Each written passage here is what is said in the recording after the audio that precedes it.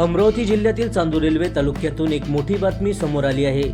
15 August स्वातंत्र्य दिनाच्या पार्श्वभूमीवर पडसखेड ग्रामपंचायतीची ग्रामसभा स्थगित करण्यात आल्याने ग्रामस्थ संतप्त झाले होते।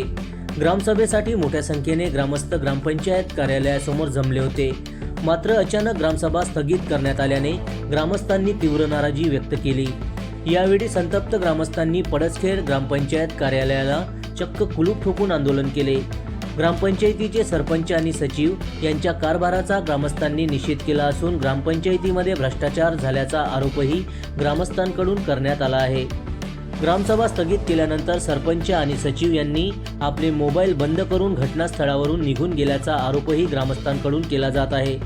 या प्रकारामुळे ग्रामस्थांमध्ये मोठा संताप पाहायला मिळाला असून ग्रामपंचायत कार्यालयासमोर मोठ्या संख्येने ग्रामस्थांची गर्दी झाली होती। दरम्यान ग्रामसभा का स्थगित करण्यात आली, ग्रामस्थांनी केलेल्या भ्रष्टाचाराच्या आरोपामध्ये किती तथ्य आहे आणि या संपूर्ण प्रकारावर प्रशासन काय भूमिका घेणार याकडे आता सर्वांचे लक्ष लागले आहे। जनसमर्थन न्यूज, पडसखेड, चांदूर रेल्वे, जिल्हा अमरावती।